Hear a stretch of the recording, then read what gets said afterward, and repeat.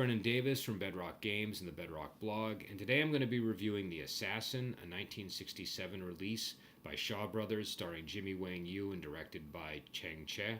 This is a really great movie. I highly recommend it even if you don't like wuxia.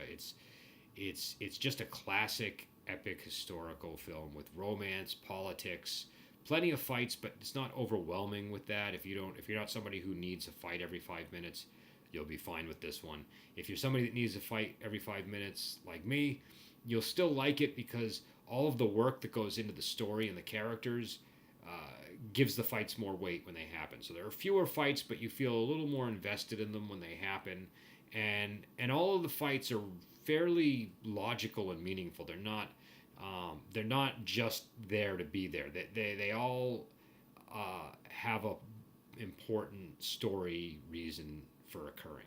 So I think this is a fabulous movie. I keep thinking of Spartacus when I watch it, of any sort of like classic historical epic or historical romance.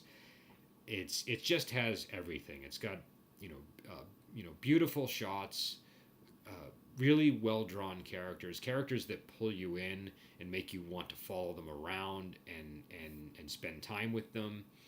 The relationships are all very interesting and compelling, and even though the overarching plot is just this guy is born a commoner and he's eventually goes on to assassinate the premier of Han Kingdom. There's a lot that goes on, from point A to point B, and sometimes with these movies, that stuff is more incidental. With this, it really has a lot of, it's really fleshed out and you're really interested in it as it's happening, and you're not just waiting for the climax or just waiting for the next battle or anything like that. You really are interested in the main character and his relationships with the different characters in the film. So the premise is simple. I don't want to spoil too much. Obviously, it's the assassin. He's supposed to assassinate the premier of Han Kingdom. It's based on a historical figure, and the character Nijung, a commoner. He is a student at a local swordplay school, and the master there is a righteous man who's teaching his students maybe more practical ways of fighting. He has them, rather than wearing long flowing robes, they wear sort of like pants and almost like a gi. So they're very sort of utilitarian outfits that allow them to move. He talks with them about using iron weapons rather than bronze weapons, so it's kind of an interesting historical development. I should say this takes place during the Warring States period, when Tien is gobbling up all the neighboring kingdoms and unifying the region. So it's very ancient history, and so there's this transition from bronze to iron, and the master of the school ends up giving Nijung an iron sword that belonged to a famous ruler, and the sword becomes important later in the movie. But he's one of the top students, but he's a restless man, and he wants to have a moment of glory. He wants to participate in an important battle, and it seems like it doesn't matter whether he lives or dies. He's just this, he uses this phrase in the movie, his breast filled with hot blood. He's just bursting, ready, and he just wants to go, and he's almost built to fight and die. So he's that kind of character, but he's got attachments. He's got his mother, he's got his sister, and he's got his love interest. I believe her name is Jia Ying. I'm not quite sure how to pronounce it, but he's loyal to these people in his life, and until his mother dies, he doesn't really want to go off and do anything too risky. There's a rivalry with another student at the school who's in love with the same woman he is, and the rivalry comes to a head, and the student, who's an aristocrat from a very well-connected family, ends up attacking him while they're sparring at the school and tries to kill him. And then after the sparring match is over, he tries to stab him in the back. The master kicks out the rival student, who takes issue with this and is probably still filled with jealous rage, and he ends up going to, I believe, his uncle or some other important official, and accuses the master of breeding rebellion, basically trying to create an army to rebel. and soldiers go to the school. They kill the master, and then the students find him. And then there's still soldiers surrounding the school. They swarm the school, and only three of the students manage to escape. One of them dies. The two remaining students who survive are Ni Jung, the main character, and his friend. I believe his name was Du Po. If that's incorrect, I'll put a note in the comments below. So they escape. They get revenge. They kill the rival student, and then because he's so well connected, they have to flee. And so Ni Jung becomes a butcher, and his friend Du Po ends up living in the household of a minister of Han Kingdom, Minister Yen, who's got a rivalry with the premier. And the rivalry comes to a head, and assassins go to Minister Yen's house. They kill his son, and they kill Du Po. But Du Po tells Yen that he can find his friend Ni Jung, who will be able to help him get revenge. So he goes to Ni Jung, and Ni Jung, is still, he's worried about his mother. His mother, just wants to live a simple life, and his sister, who isn't yet married.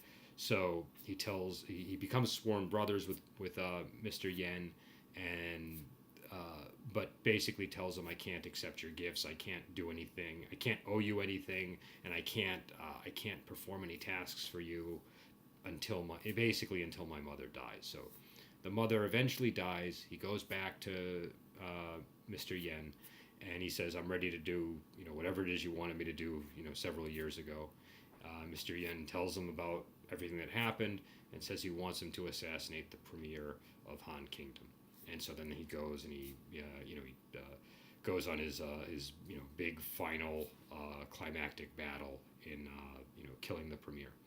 There's there's a love story going on with Jia Ying in the background. There's all kinds of other elements, but that's sort of the simple plot line.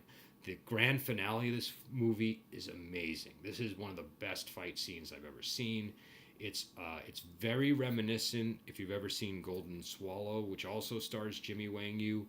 In fact, dressed very similarly, fighting very similarly with his arms outstretched and a gentleman's sword in his hand. It's that same kind of almost crucifixion-like battle where the hero is so good he's able to fend off an army, but by the end he's butchered. But the butchery it elevates him somehow. So that's the I don't want to give too much away. I mean, obviously I'm kind of doing so, but the final battle in this is one of the best I've ever seen in a wuxia movie. If you don't see the film itself, at least try to track down a clip of the battle. It's absolutely just it's bloody, it's moving, it's interesting. I can't give you the most interesting aspect of it without ruining it, so I don't want to do that. But there's an interesting twist at the end of the battle. So but what I really like about this film is, as much as I like the fight choreography, as much as I like all that stuff, I was way more interested in the love story, in the brotherhood story between Mr. Yen and the Ni Jung character, the relationship he had with his sister and mother. Those are all really what the focus is, and they're all given the time they need to kind of grow and develop. I especially like that at the end, after that great battle, there's still about 10 or 15 minutes, I think, where you're just dealing with what happens after. And a lot of what happens after deals more with the sister and the and his love interest, who becomes his wife. So it's I don't know. I just thought it was very interesting that the last part of the, usually with these films, you have the big battle and then it ends pretty quickly. You don't really find out what happens after the big battle. This, you get it lingers longer, and it gives a chance for there to be the final heroic act in the film is actually performed by Ni Jung's sister, not by Ni Jung. So I thought that was really, really nice. And again, this is a beautifully shot movie. This is I think the really early Cheh films look really good. Um, this to me is up there with One Armed Swordsman. There are scenes in this that you could just hang on a wall as a painting, and there are many of them. And just again, just all the everything just comes together. The the characters, the storyline, the pacing, the fight choreography is outstanding, and the just all of the different elements working together. Even it's not there's not a whole lot of it, but even these older movies, there's sometimes musical performances in them. There's one in this. It's not quite as out of sync with everything that's going on as you sometimes have in these movies, but it definitely is that style of music. And the background music is good. I don't know what it's from, but it sounded familiar. So I don't know if they just lifted it from a famous movie. But there's some really good music to this. So the score works. It's just a great film. I can't recommend it enough. It's a little hard to get your hands on. I think this one is this is a Region 3 Celestial Pictures version. So I think when I got it at regular price. It might be a little pricey now. I don't know. These things they tend to go up quickly too. But if you can find it, definitely watch it. I believe if you go to the Shaw Brothers Universe site, and full disclosure, I've been writing little pieces there, so just take it with a grain of salt. I don't get paid or anything, but I do occasionally write there. But if you go to Shaw Brothers Universe, I think they have a list of movies, and I'm pretty sure that's on there. But I don't know if it's quite as easy to get as some of the other Shaw Brothers films. But this is boy is this a great movie, and again I really would compare it to Golden Swallow in terms of the grand finale. It's just one of these sort of just glorious bloody death finales that you get in wuxia. And it's one of the early ones, so it's like a must see because there's a lot of movies that I think borrow from this film. So yeah. So again, I wish I could give you a little more background information on this. The Warring States period is not my area of expertise when it comes to China. I only know a little bit about that period, um, but it's a very great historical epic romance wuxia film. And just everything works. The acting's great. I should say there's a